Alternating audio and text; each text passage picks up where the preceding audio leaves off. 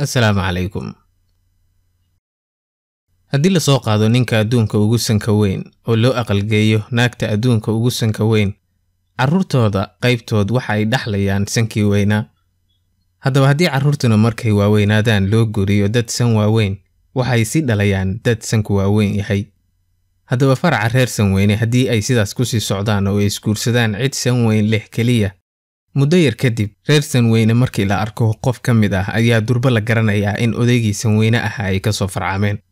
Sheekadan oo kale ayaa waxay dadku ku sameeyaan xayawaanada aan dhaqanno iyo dalagyada aan beeranno. Tusaale ahaan waa maxay xayawaankan maxaad u malaynaysaa inuu yahay? Jawaabtu way soo socotaa, balse marka hore xagga dalaga ayaan ku horeynayaa. Aan ku hormaro mooska oo ay caddahay in beerashada dadku ay wax badan ka bedeshay qaabka uu ahaan jiray ama uu uga bixi jiray bariga. Tusaale ahaan miraha geedaha badankood waxaa ku dhex jira iniinyo. Iniinyahaas oo marka ay meel habboon helaan noqonaya geed cusub, laakiin markaad mooska aragtid wax iniinyo ma leh. Dadka ayaa sidii ay u beeranayeen ka tirtiray lafihii ama iniinyihii oo moosku lahaa, laakiin haddaad u fiirsatid waad arkaysaa raadka iniinyahaas. Iniin la'aanta ayaa waxay keentay in moosku uusan awood u lahayn inuu tarmo.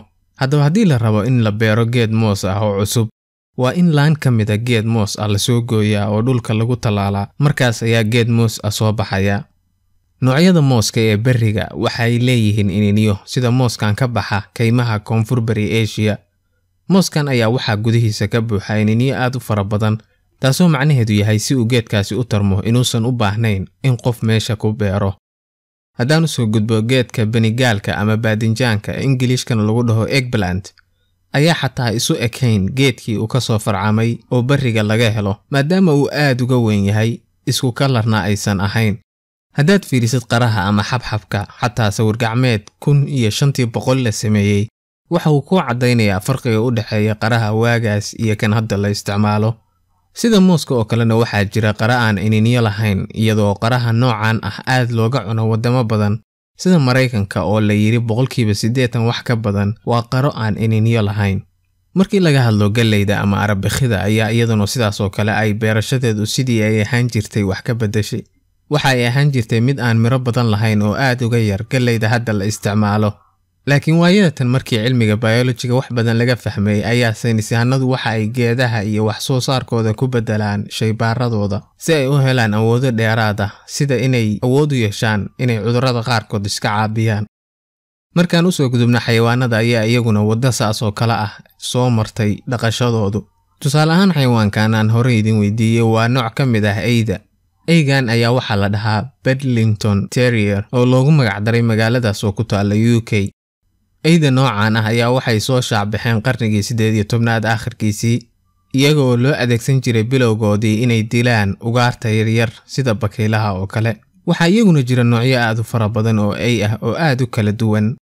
Xayawaanada aan dhaqanno ayaa waxa kaloo loo fiiriyaa hilibkooda iyo caanahooda, sida lo'da loo dhaqdo caanahooda oo iska leh caano fara badan, iyo kuwa hilibkooda loo dhaqdo oo leh hilib fiican.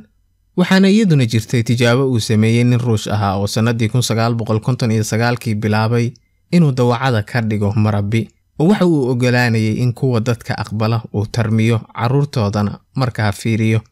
Markaasna sidaas oo kale ku sameeyo carruurtooda oo midba midka ay ka marabbiyeysan tahay ka dhigo kuwa wax dhalaya, halka kuwa dadka ka cararana uusan u ogolaan jirin inay tarmaan. Haddaba tijaabadaas ayaa ilaa maanta socota, iyadoo ay ka dhalatay dhowr boqol oo dawaco marabbi ah dadkana ogol oo ah sida eyda la rabeeyay oo kale. Dawacooyinkaas marabbida ah ee dadka soo dhaweeya ayaan u ekayn dawacooyinka duurjoogta ah oo dhaqankoodu aad uga duwan yahay.